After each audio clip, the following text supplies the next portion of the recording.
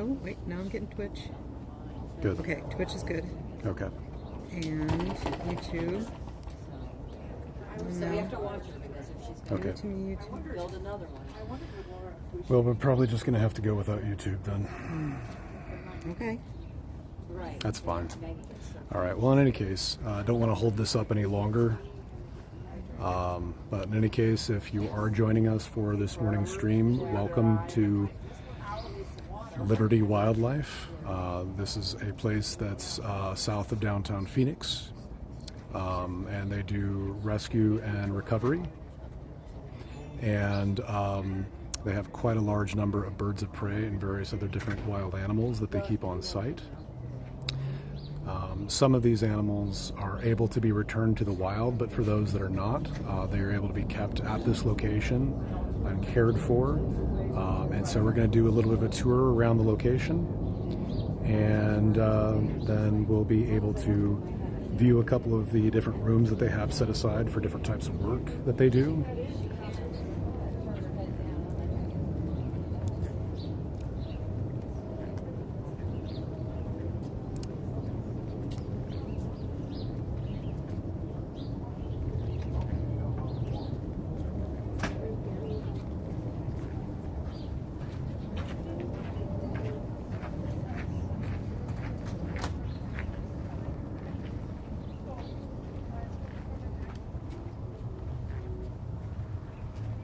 All right, so I'm just sharing the link a little bit so we can maybe see if we get some more for people to show. Okay. And I see a gorgeous bird over there. Yeah.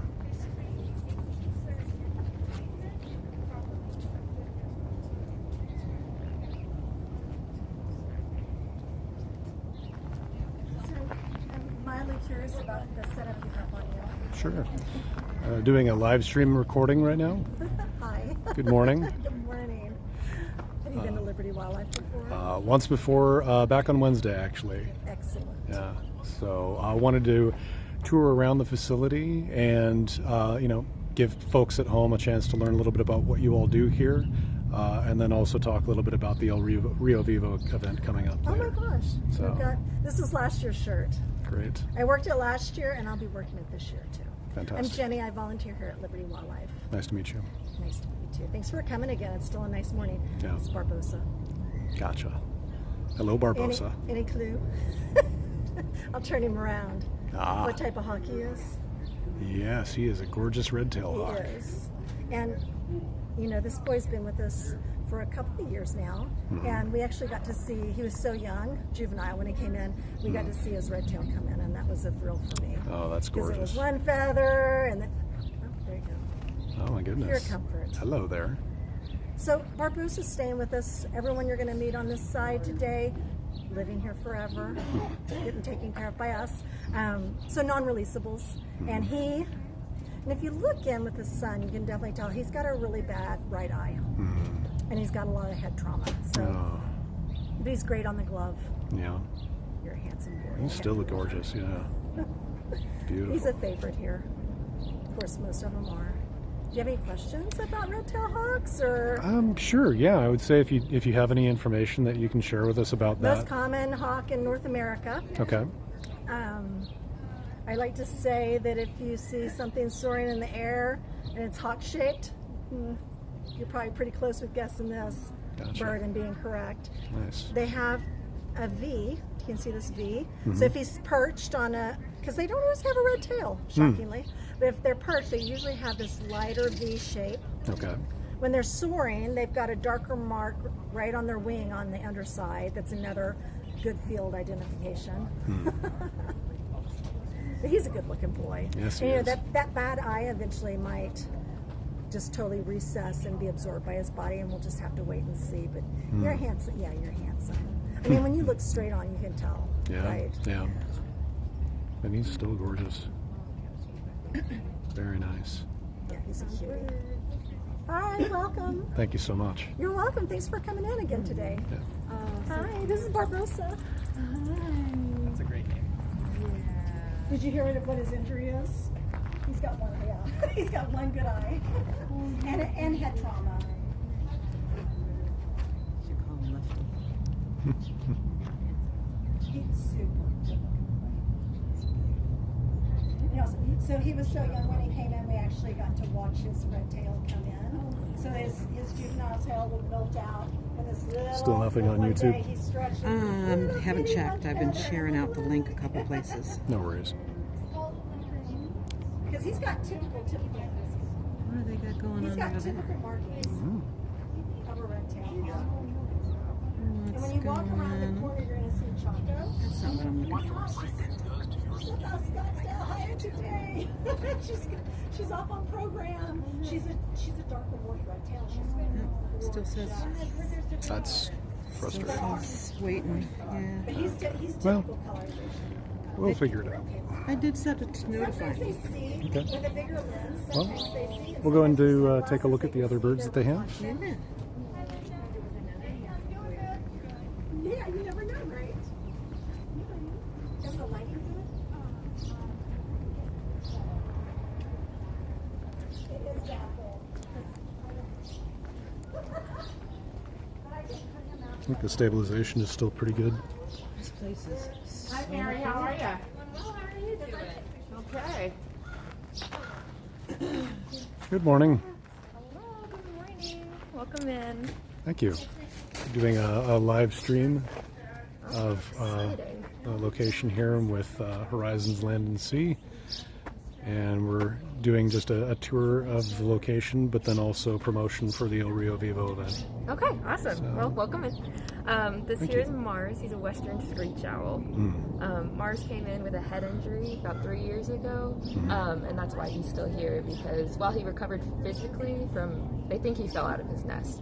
He recovered physically from that, but there's something not quite right in his noggin. So he's still here with us, so working as an ambassador animal, able to teach everyone about western screech owls. Beautiful. Yeah. What can you tell us about them? So western screech owls are found western North America, so up into Canada, into Alaska, and then down the coast, down a little bit into Mexico. These guys are not too picky about where they live. They have a variety of habitats because their range is so big. And because of that variety of habitats, there's actually a lot of variation in how they appear. So he's pretty common, his colors are pretty common for what you're going to see around here, that more gray, but depending where you are, if it's somewhere wetter, they'll have more brown. But they always have this same sort of dappled pattern, and that helps with camouflage. These guys are masters of camouflage. If I were to hold him up against a tree or something and he just stood still, very, very difficult to see. Yeah, so even though these guys are found all around here, they're often difficult to find just because they do camouflage so well. And when they're trying to hide, he's looking around right now. He sees the eagles. But when they're trying to hide, especially if they see a big predator or something like that, then they'll get up tall and they'll squint their eyes because you can't see because he's looking the other way. But they've got big yellow eyes. Which is something you'd be able to see if you were up against a tree face or something like that. So if you squint them, he's got feathers on his eyelids, so that just further helps with being able to blend in. Very nice. He's a lot smaller than I imagined. Yeah, so he is full grown. We actually have even smaller owls in Arizona. The elf owls are pretty small. But yeah, petite little guys. Beautiful. What are you looking at? Thank you very much. Yeah, of Thank course. you. All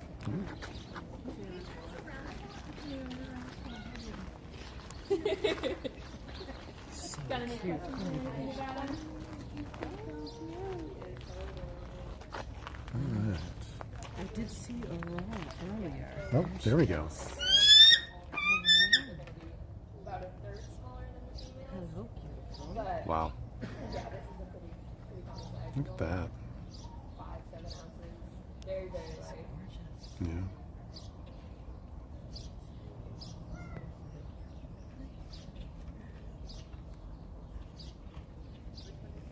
Beautiful. All right. And then I think this is a golden eagle. Brienne, yeah. She's beautiful too. And if you want, I think that if I can zoom in a bit, folks at home watching can scan the QR code.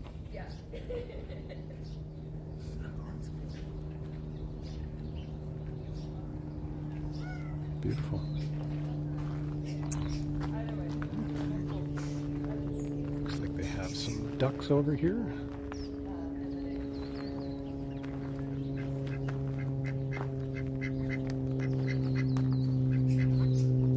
Beautiful. All right.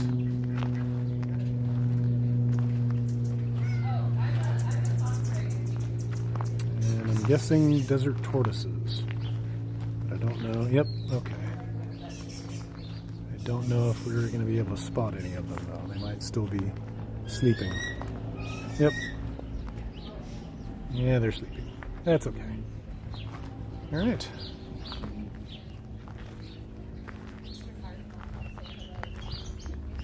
Got this other spot here.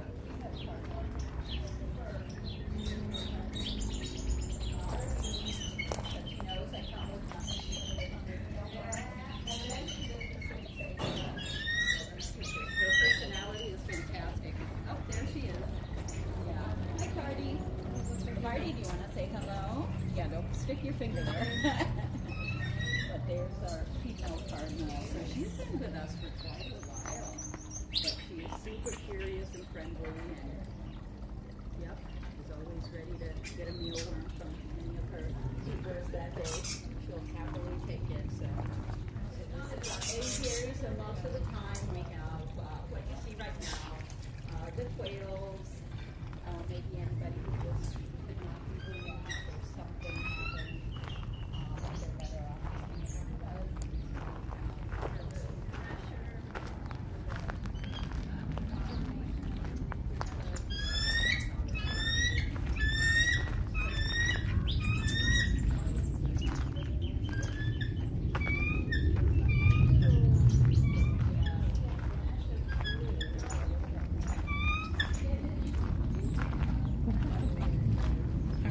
Some nice pictures.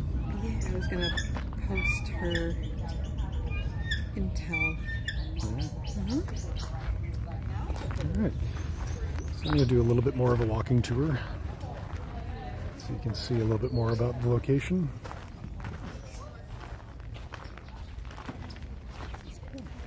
We have other bald eagles, and I'm pretty sure that this specific structure right here is for all of the eagles.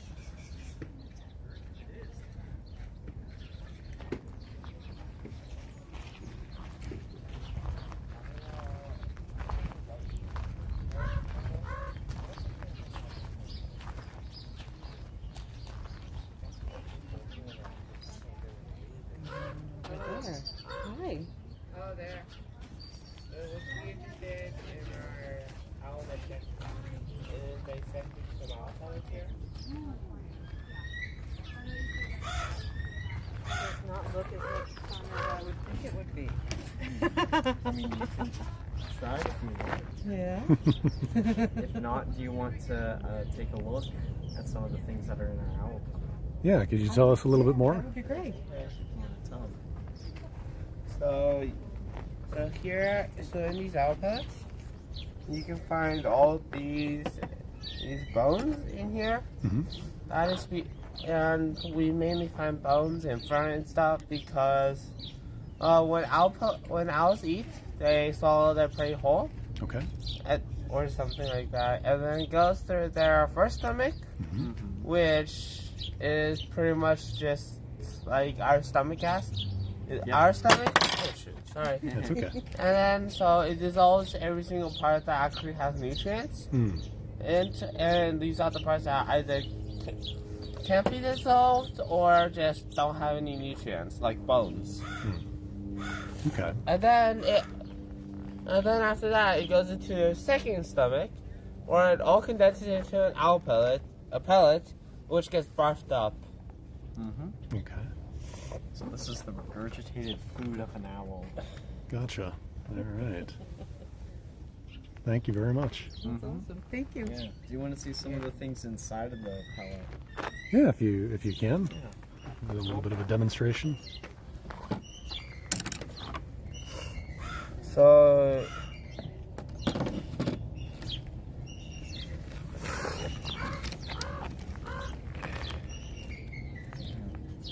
I found a few bones.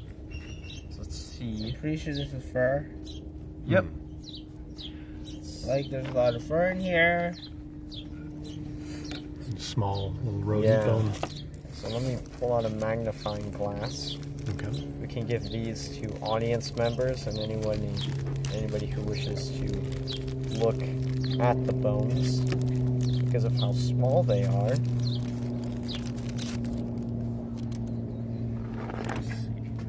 This one up here. And also because it breaks super easily. This one.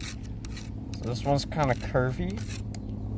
So Pretty sure that's actually one. Like maybe like a femur or something like that. yeah, Yeah. usually the curvy ones Yeah, that's probably are typically the tibia. Oh, okay. And fibula is supposed to be attached, but it usually gets broken Okay. because of how fragile it is. Mhm. But definitely like one of the rodents, like a mouse, a vole, or a rat, Okay. just because of how long and bendy it is. Gotcha. So I'll put this right here. Okay. We found many different kinds of bones. This one, I think this one's a little bit interesting. It's large and it's Oh, that is large. yeah. Wow. So this could be perhaps a piece of bone that may belong to the skull, Okay. just because of how large and thin it is. Right. Usually we don't get like a complete skull. We do have a few, but they're very fragile. We usually find jaw bones more often. Gotcha. Yeah. Oh, look at that. Did you find any teeth? I haven't not found any teeth, not yet. There's a weird thing, like if you look at a jar of bones over there, Mhm. if you look at it, like the skull is the jawbone Yeah. is completely dirty, and then the rest of it is the teeth are completely clean. Yeah, it's interesting the way that the teeth remain white Yeah. even after. So yeah, on this one, so this is definitely a rodent. So rodents have very large incisor teeth, and you can kind of see this little spike right here is their incisor teeth, and there's also a little white speck in the jawbone. So one of its teeth is rooted, but the rest got pulled out. Once we opened up the owl pellet, they actually got yanked out of the jaw. I see. Yeah. There are many bones, and they're all kind of compacted in here. Just make sure not to break it. Yeah, you gotta be very delicate with these bones. Yeah. And owls, because they make pellets and the food goes down their stomach, down into their stomach and then back out. Once they've eaten, they will not eat again for 12 hours until they have regurgitated their last pellet. So these are owl pellets. These are regurgitated owl food. So yeah, if you want to just explain to them kind of how the owl pellet is formed, it's really interesting. It's not poo. Yeah, Looks like it. it looks like it, but this is not owl dung. So owls eat stuff, and then it goes to their first stomach, which dissolves everything that contains nutrients, and that's what owls. And then that's what owls eat, kind of like how our stomach acid dissolves stuff. And then everything that can't be dissolved or does not that has a negligible amount of nutrients, like bones, it makes its way into its second stomach,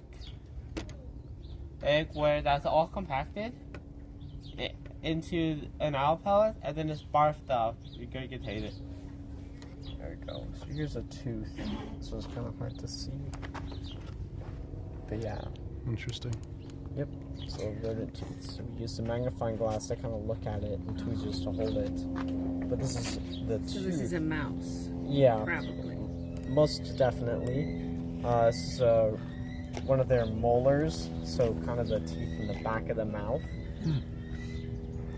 And they usually we found a few jaw bones. So this one kind of has some fur stuck to it, but the front tooth is right here, and We also have another one. One question. Yes. Thank you. Why? Yeah, no problem. All right. I think this is where all the corvids are. So all of our crows and ravens and very intelligent, very interesting birds.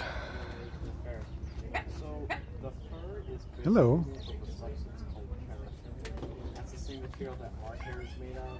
Same with Beautiful. our fingernails and Hello, gorgeous. on a mouse. So What a beautiful bird. very hard to digest. Wow, look at those wings. It feels soft. Yeah. Their hair is actually really durable. And so stomach acid doesn't break it down. So they always Smile for the camera. There's also a lot of things. So if they got all the hair stuck in their bodies, and start to rot it. Kind of like a cat throwing up. Yeah, I think the thing that I've found just amazing is just with the level of intelligence they have, and that that they even will use tools to either get food or solve problems. It's amazing. And they'll communicate with one another, especially if there are other people around. They'll message one another essentially to keep them up to date on what that other person or what other animals are doing in their area. So, all right, we'll take a little bit more of a walk, and we have a finch that is taking advantage of some free food.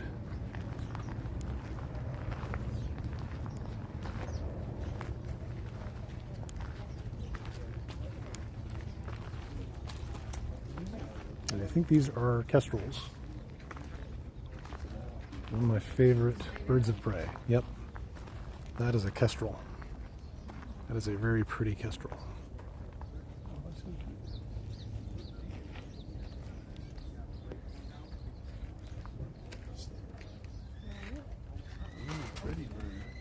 Hmm.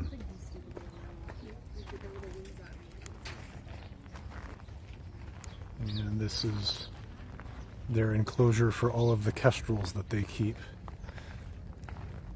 And again, these are animals that, while they are able to rehabilitate and re-release some into the wild, there are those that they're not able to release because of either injuries or because of what's called habituation. And habituation is essentially where the animal becomes familiar with and comfortable with people.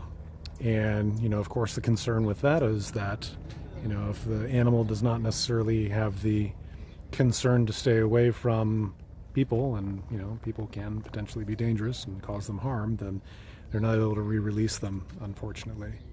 And so this little guy, Aldo, looks like he is very comfortable with people. And as wonderful as that is, doesn't necessarily make for good survival instincts in the wild. Hello, Aldo. Hello, gorgeous. You seem very... I would totally take care of that. So would I. All right. Let's go ahead and walk a little bit more. Added the link to Chiquita the kestrel in your live stream. Very cool. Thank you. And, one of the other things that's kind of nice is that they've also done a really good job of, keeping this a natural landscape. Yeah. So you'll see a lot of, the native flora and fauna that are in this area. And one of the other things that's really interesting is that as I'm looking at various different trees, like the Palo Verde, for example, I'm seeing quite a few little nests here and there.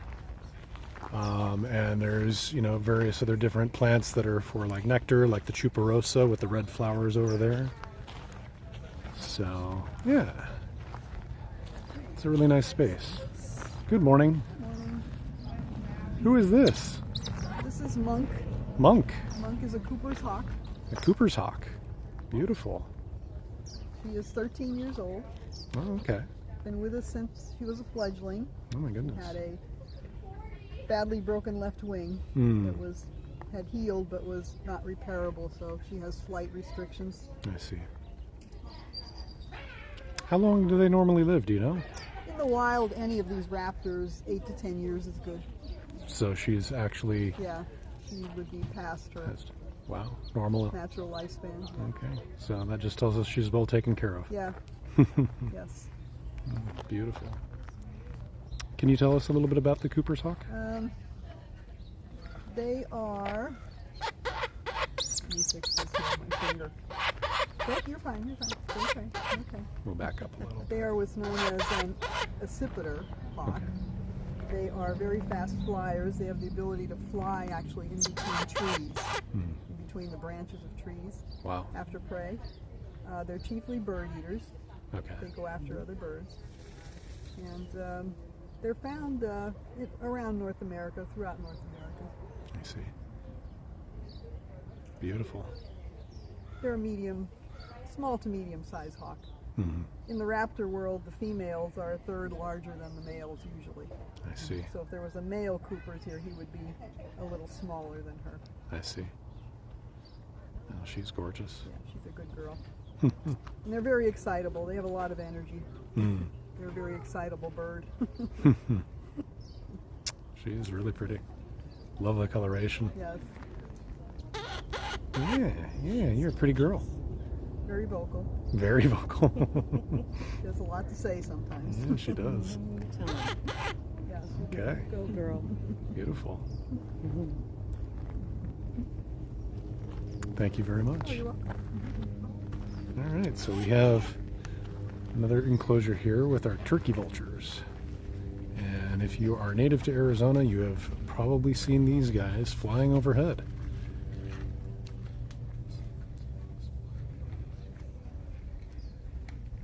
And at one time, I was fortunate enough to watch one feed in my neighborhood, where apparently either something had been hit by a car or something along those lines. Hello.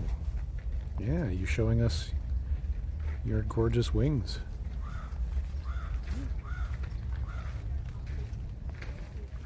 And one of the things that was interesting that they mentioned during the presentation last weekend when they were at the Audubon Center was the important job that carrion eaters like turkey vultures play in reducing, exposure to disease, because if they're able to eat those animals after they're decaying, then there's less chance that any of the harmful bacteria that might be on those carrion will spread to other people or other places within the community.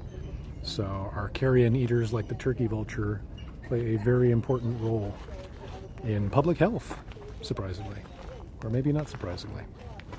I have a black vulture named Armadillo. Okay.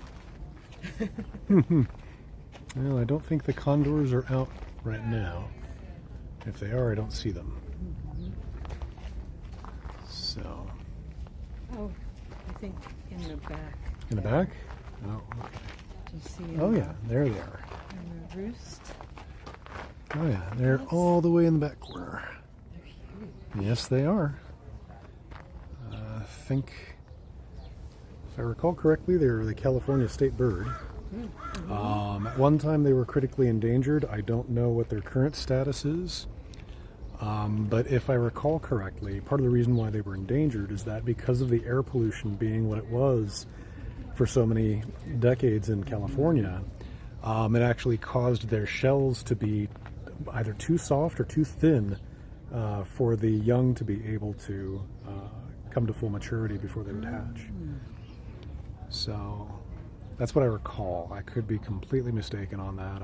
Well, it just goes to show you what little things that really do have a huge repercussions on our environment. Absolutely.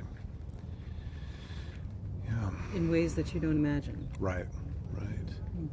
Yeah, similar to, the way that frogs respond so rapidly when there's a change in their environment. Pollution. Sorry, they were turning the frogs gay.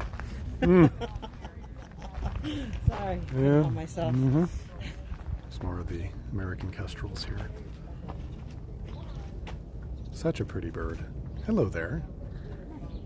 Hello. I don't see a name tag for you. We're just going to call you Beautiful. Yeah. All right. Let's see what else we can see. It's actually a pretty large space. Doesn't seem like it at first, but as you start walking around, you really start to... I'm surprised at how many birds there are. Yeah, there's quite a few. Ooh, crested caracara. Hello there. Doesn't look like she wants company at the moment. No. Which is fine. Perhaps not. But she is pretty. I was going to see if I could get her. Yeah. Hello, Maya. Ooh. What do you have to say?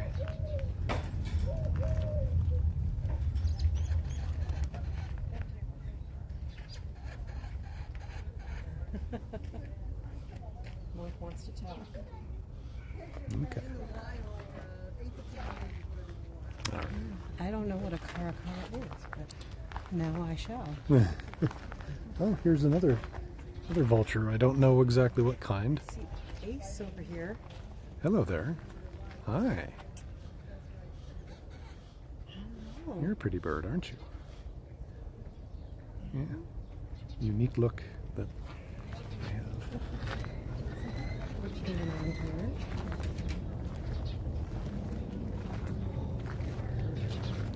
Oh yeah.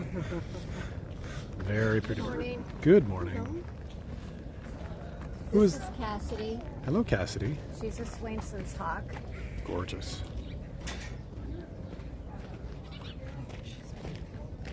It's just probably one of the most. We usually see them in Arizona when they are migrating, Okay. and they'll migrate from Canada and the northern states all the way down to Argentina. Oh wow. So that's a migration of about 6,200 miles one way. Incredible. A little bit smaller, stockier type of hawk than what some of the other ones that you may see around here. What type of hawk again? Swainson's. Swainson's hawk. Hello, Cassidy. Are you familiar with the Butch Cassidy? And so she was named Cassidy because of her migration to Argentina. That's where they went to escape the law. Right. See. Right. That's great. It's on the lamb. And how old is she? We've had her for about 4 years. Okay. So she was a little older when she came to us, but she's still pretty young bird-wise. Swainson's hawks eat lots of insects before and during their migration. You would think that they would load up on mammals and stuff, but it's insects that they really chow down on. Interesting. Huh. And how did she come to be with Liberty? Was found with an injured wing, and then she was losing feathers, so it seemed like she'd been electrocuted. Oh. A lot of hawks will land on the power lines, and their wings will touch. SRP and APS do a really good job of looking at where the trouble spots are and trying to put up insulation or notifying us when there's a bird nesting close to a power line that needs to be moved. So she wasn't able to fly long distances. So she became part of our education. She's gorgeous. Yeah, she is. She has that signature bird of prey look to her. Well, until you look at the great horned owls. Yeah. Now, that's the apex. It's one of our apex predators. Yeah. Very nice. Thank you very much. Thank you.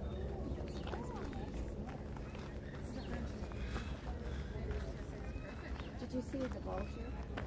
Oh. He's getting some sun. Oh, That's very what nice. they love to do in the morning because they cool down so much at night, and then it's just like warm me up. That's wonderful.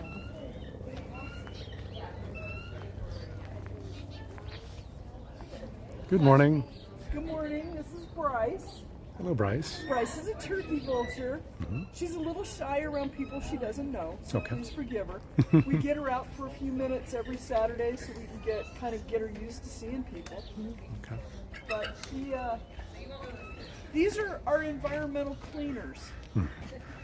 She eats dead things, and all of the those nasty microbes that get into the dead things, her system is specifically designed to kill them. She's 200 times, she can withstand 200 times the levels of botulinum toxin than we can. Wow. And scientists have measured the output when she eats it, and scientists have found the output to be sterile. That's how good she is at stripping out all of those nasty microbes that she intakes. Amazing. Most of our scavengers, like coyotes and some of our skunks and raccoons, they don't process those harmful microbes the way that she does. They become carriers. She does not. That's what makes her extra special. She gets a bad rap then, huh?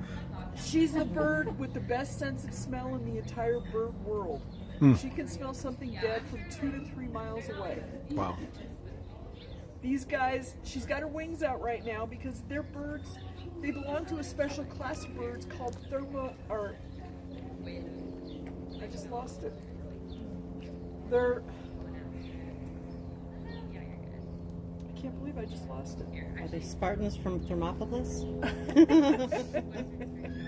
They're thermoregulators. Sorry, that's what I meant to say. Meaning they have the ability to lower their core body temperature by 10 to 11 degrees at night to conserve energy. And in the morning, she's going to be really, really cold. And she's standing on my glove, and I can feel her shivering like you would not believe. And so she puts her wings out, the veins and arteries are close to the surface, and they act like solar panels. They warm her blood, and then she warms up. So I know when the process is complete because she'll put her wings back in, and then she'll start preening herself, and then she'll start chewing on my glove, and we know at that point that it's time to go in. Yep, they're thermoregulators. Beautiful. Hummingbirds are also thermoregulators. No. But they have that extra big hole in their nose. That is their nares, or in the bird world, that's their nostrils. And they're big like that because it enables them to take in a lot of scent all at once, which gives them one of the ones that has the best sense of smell. These birds have an extremely acidic digestive system, which is, like I mentioned, they can kill off all those microbes, but they can also use it as a weapon. If they don't like you or you frighten them, they will throw up on you. Wow. And when they throw up on you, that acid in their stomach is so strong it can burn your mucous membranes. Wow. She's not used to people, It's actually so kind it's of okay badass. to come up. Just if you could come up kind of slow and give her a few feet of width so that she can. We got her out trying to kind of get her used to people. But so these guys will use that. I just lost my train of thought. The acidic. Thank you. And not only is the rest of them acidic, but so is their urine. And they do something called urohydrosis, which is a fancy word for saying they pee down their legs. And they do this, they actually do it on purpose, and they do it for several reasons actually. One, it helps to cool them off. The urine covers their skin, and like us sweating, it helps to cool them off. One of the other things is that it seals their skin against the microbes they might be standing in. And finally, it also helps to kill any of the microbes that actually might be on their skin. Okay. So it serves several purposes. And you notice her feet are white, they're not red. And that's because she does pee down her legs. She'll stand in her water, so a little further up you can see the red. Sorry about this, not me. She's like, stop spilling my secrets. You notice they have no feathers on their head, but they do have little hairs. And the reason for that is if you think about all the nastiness they have their head stuck in, if they got it on their head and it had feathers, it would harden and become a shield, and they wouldn't be able to clean it off. So nature has given them basically no feathers, just hairs. So if they do get some nastiness on their head, they sit in the sun like she's doing right now, and she lets it dry, and then periodically you'll see her, she wipes her head between her wings, and that's her way of getting all that nastiness that might be stuck on her head off. And those little hairs on the top of her head keep all that from congealing and turning into a helmet. Come on, Doris. Don't come on. And this is a turkey vulture. That's called a rouse. And for those of you downwind, you might want to hold your breath. But she's all warmed up. We like to see them when they rouse because that tells us that she's comfortable. And here's the last part of the process now. She's going to start to preen her feathers. She brought her wings in. She's not shaking anymore, so I know she's nice and warm. For those of you that came late to the party, these birds are thermoregulators. And when you see them with the wings out, the thermoregulation means that she's able to lower her core body temperature 10 to 11 degrees at night. And that helps her to conserve energy. So in the morning, she's freezing cold. And I went in there to get her just a few minutes ago, and she was shaking and shivering. Aww. I know, it rips my heart out. But we bring them out in the sun, and there go the solar panels. So, she has a broken wing, is that what she had an impact injury, and that right wing was badly damaged. We were able to fix it to a point, but we had to amputate the very end of it, and also it's not a good heel, so she's unable to fly. So that's why she's here. All of our animals on this side of the facility are non-releasable for one reason or another. So is she getting warmed up right now? Is that yes. what she's doing? Okay. Yes. The veins and arteries in her wings are very close to the surface of her skin, and I call them her solar panels. But when you see the vultures with their wings out like this, they're warming up. Since they dropped their core body temperature so low, they got to bring it back up again, and this is how they do it. So on cold mornings like this, we like to get them out right at about now when the sun is getting to be pretty nice and warm, and they warm up. And there's a process. She'll do this, and then she'll pull her wings in, and she'll start preening. When she's done preening, she starts trying to pull my glove apart, and that's when I know she's done. She's warmed up, had her Saturday morning bath, she's ready to rock and roll. Thank you very much. My pleasure, thank you. Is her coloring typical of all? We'll do a little bit more of a tour down this way. This looks like another of the Swainson's hawk. Beautiful. Red tails.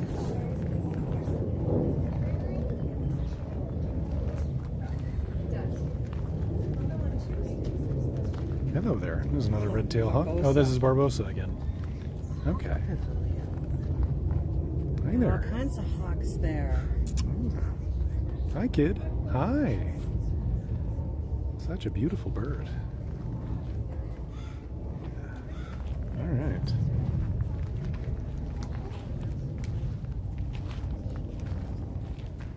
Oh my goodness, white-tailed hawk. I'm gonna go ahead and zoom in a bit. Can't see him too well. I'm trying to line it up. We're trying to line it up. So, Right? yeah, so as you heard, you know, all the animals that are in these spaces here are not able to be re-released. And you know, that could be anything from... Over here in the corner. Oh, okay.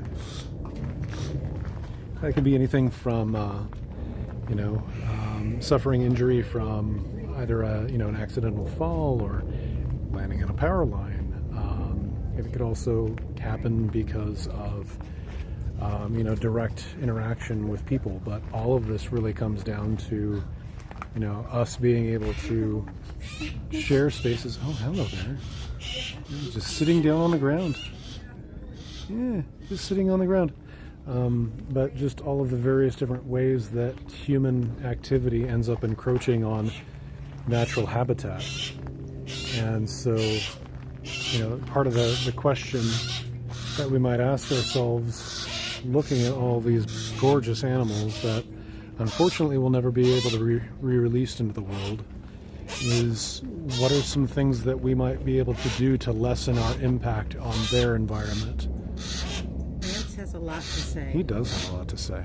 Yeah. Hello, Lance. Yeah? Yeah? Well, then what? And what else? Really? Yes, I shall get your information, Lance. I got the digits. Okay. Yeah. I think he's talking with the other Harris hawk over here. They're like, what's going on? It's a little bit of a distance communication. Hello. Hi. Hi there. Beautiful.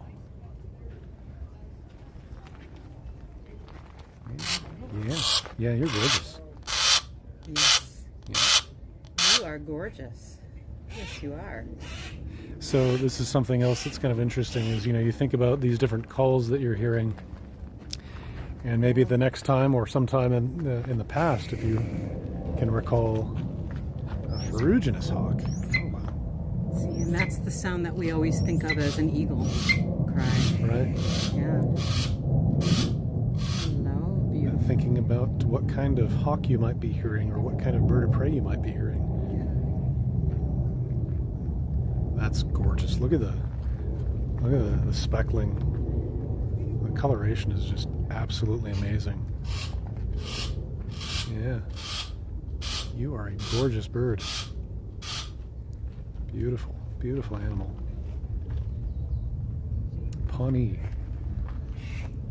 All right.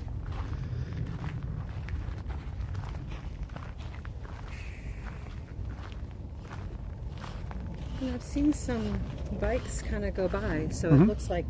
Yeah, you we're can right ride next along. to Rio Salado here. Yeah. Yeah. So, yeah.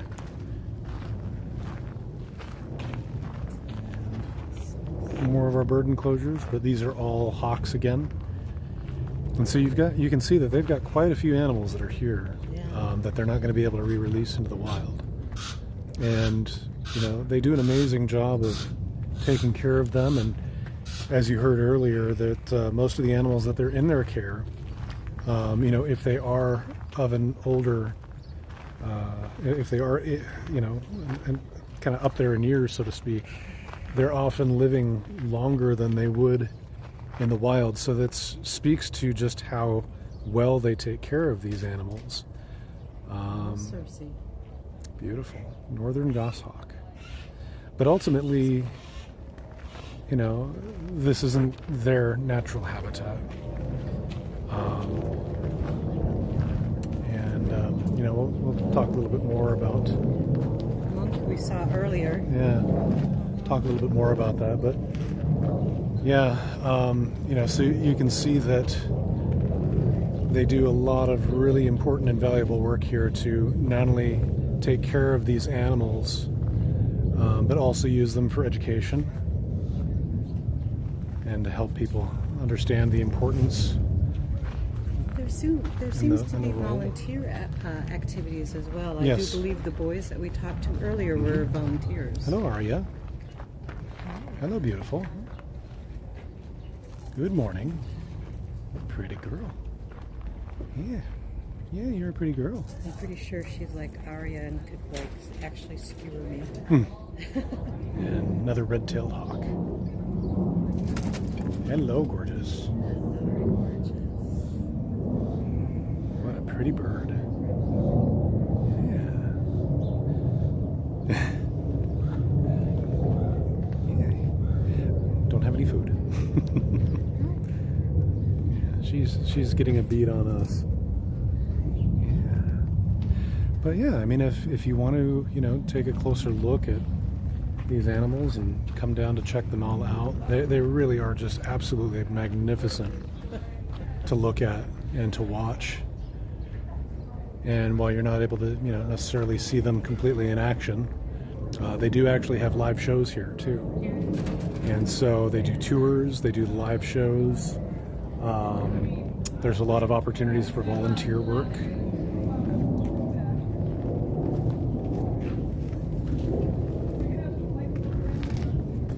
So certainly would be a good use of your time if you're looking to help make an impact and to help with conservation. So we're going to go ahead and walk back into this, and this is another area where they do the flight show in this spot. That's the whole thing. You don't hear them. So it's a nice Yeah, it's pretty cool. covered area.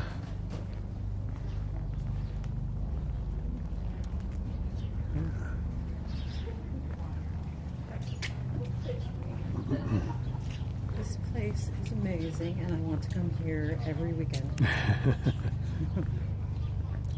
So one of the other things that I found out that was really interesting is that this location was originally a brownfield, similar to the spot that's across the street on Elwood, and they were able to fill it in, and so they were able to use this space for this after they filled it in. So. What's that? So this is the Cole Family Children's Center. So let's take a look, see what's inside. Good morning. Hi, welcome in, you guys.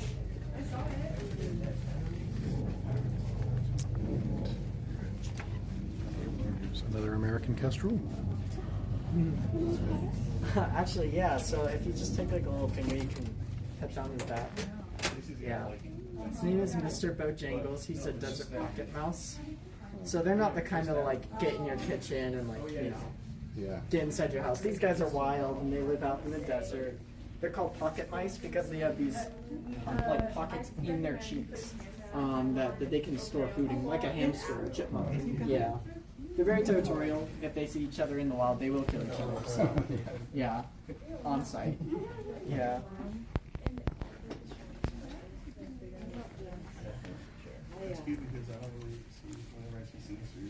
I know.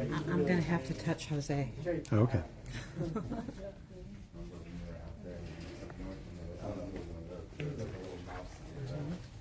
Yeah.